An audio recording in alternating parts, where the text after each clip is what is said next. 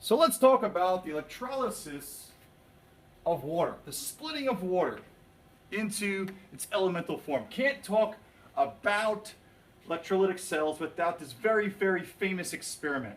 So my camera's not doing so great, but let me help you with what we're looking at here. So what we have here is we have a red lead, and this is connected to a power source.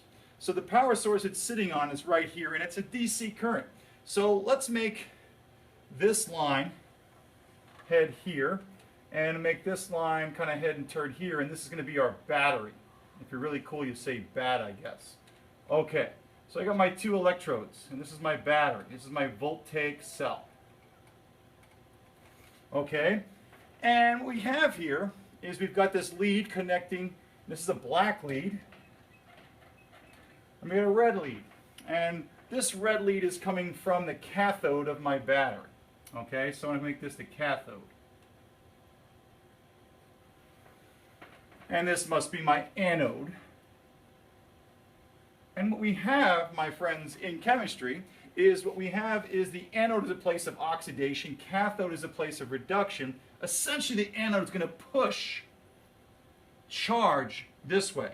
And as you should know, electrons or the current, okay, electron flow is going to go from the anode to the cathode. So this lead connects essentially this electrode, and you can see, very hard to see here, but there's a little platinum tip here, so it's an electrode that comes down and it's connected. What you have is test tubes that have been inverted with water and are upside down, and by water displacement we have water supported up this column. So there's pure water here, and there's an electrolyte in here, sulfuric acid a little bit, okay, to act as an electrolyte. So we've got the anode pushing its electrons, or the current, its force, toward the cathode. Okay, so this becomes the cathode of the electrolytic cell. All right, now the cathode is this tip here, this exposed platinum here from the electrode here. So the anode to the cathode. Now the anode, we give it a negative sign by convention because it's the ultimate source of electrons. So it's pushing its charge, okay, or it has a spontaneous process where it pushes charge to the cathode. So you can think of electrons kind of going in this direction and building up on a cathode. So we give the cathode a negative sign because it's connected to the anode. It's a place that's rich of electrons because charge is flowing from a high potential to a lower, okay, spontaneously here. It's happening. So we have a negative potential here. So the cathode is negative in the electrolytic cell, whereas the cathode in the voltaic cell, the battery, is positive. It's the ultimate place where electrons are pulled back. Reduction occurs, red cat, at the anode, at the cathode, and electrons are pulled back. So that's what we have here.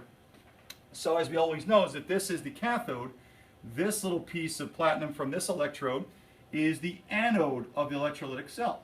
And how do I know? Well, if this is the cathode, this must be the anode. But the cathode is connected to the anode. These are connected, and electrons always flow from the anode to the cathode, from oxidation to reduction.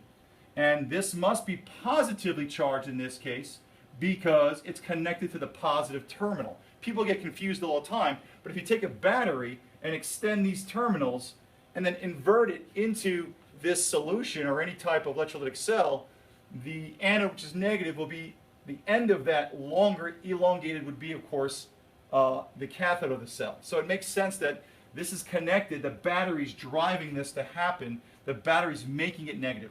The potential of electrons is flowing to this point here. Here the anode is positive because electrons are flowing away from it. Mr. Grodsky, it's doing that here. Yes, it's a convention that we start this way. But what's going to happen is, well, we have two different reactions that are going to occur, and what are they? Well, we're going to have reduction of water and oxidation of water. Now, what's reduction of water?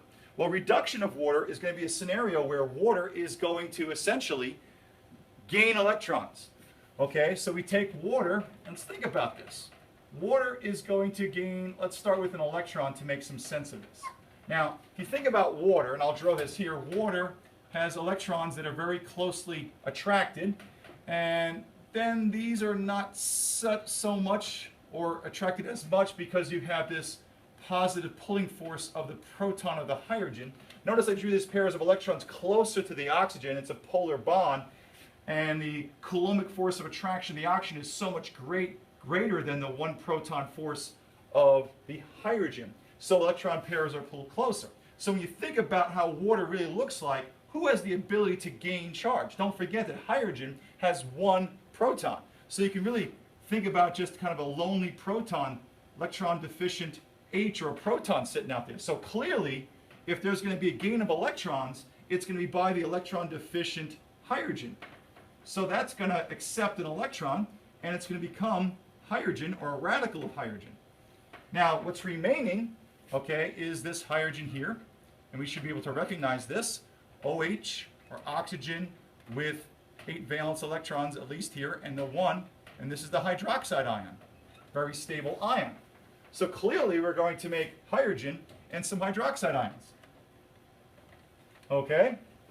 But hydrogen's not going to last that way, so we're going to need another H. So we need another what? We need another water, where an electron will go to a water and pull an H away, and you can see that 2 water molecules are going to absorb 2 electrons to make what? To make hydrogen, right? H2, and each water becomes a hydroxide.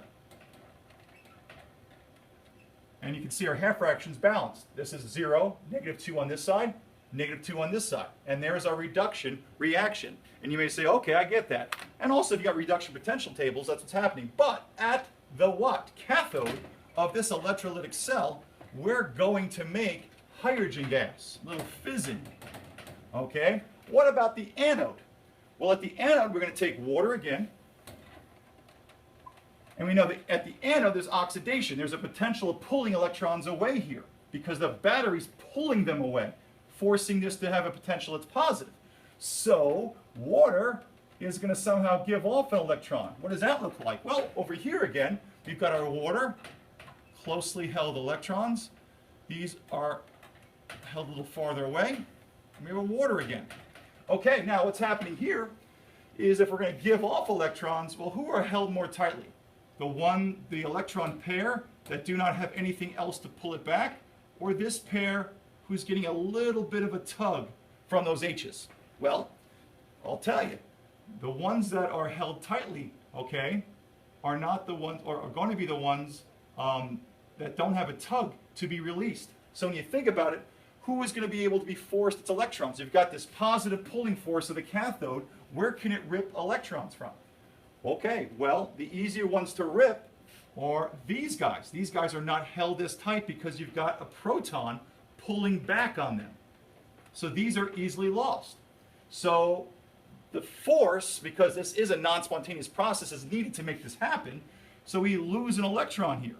Okay, as soon as this electron's lost, this proton, okay, is no longer attracted to this pair, and it's easily left. So it becomes an H plus, or a proton. And you can see what's going to happen is that another electron could be lost. So this proton, again, is given off as an H plus. Doesn't have that pair, right? So it's just an H plus, like an acid gives off. And what do we have here? We have water with 6 valence electrons. So one water gives off 2 H pluses and gives off 2 electrons from the place where they're not held as tightly. So we've got the what? We've got the H2H plus. And then we have water that has 6 valence electrons. Well, gosh darn it, if this is going to happen a lot, you're going to have another water with 6 valence electrons being made. Okay? And of course, these probably be more on this side, if I do it accurately. And what do you have? You have O2. So O2 is from 2 O's. So you're going to need 2 water molecules to make an O2. So 2 of these, 4 electrons, and of course 4 H pluses. And that's one way to think about what's happening. But the bottom line is I'm making what? I'm making oxygen gas at this electrode, and it's going to displace the water, and that's the reaction. Okay, so we're making oxygen because water, when it gets oxidized at the anode, okay, gives off electrons, and those electrons that are more loosely held are the ones bonded here, and they're the ones that are ripped off to make the oxygen. Cathode, there's always reduction in case water gets reduced. Okay, who accepts them? The electron deficient H's to make the H2. So let's turn this on and see what happens and stop talking about it. All right, so I'm turning my power source on. Okay, and we should be able to see a chemical reaction occurring. Okay, so not a great video in terms of fizzing, but you can see there is some fizzing going on here. It's hard to see here, but you can see that we're displacing, okay, some gas is going up here. Okay, you can see that little bit. Gas is flowing up, and you can clearly see that there is some gas being collected. This is the top of the test tube. And what observations can you make? Again, this was a phenomenon known for many years before the mole concept. Well, what do we know? Well, there's what? There's twice as much, look at this, there's twice as much hydrogen being made when water gets reduced than oxygen. All right, so you can see right here is how much that is, and this one is only up to here. Okay, so you're clearly seeing that there's twice as much what? Hydrogen being made, all right, as we're getting past that line, but there it is, than oxygen. And it speaks to the fact that water has what? 2 hydrogens to 1 oxygen. Okay, very famous experiment, one that is often brought to the attention in terms of electrolysis. I hope that helped you think about that reaction differently.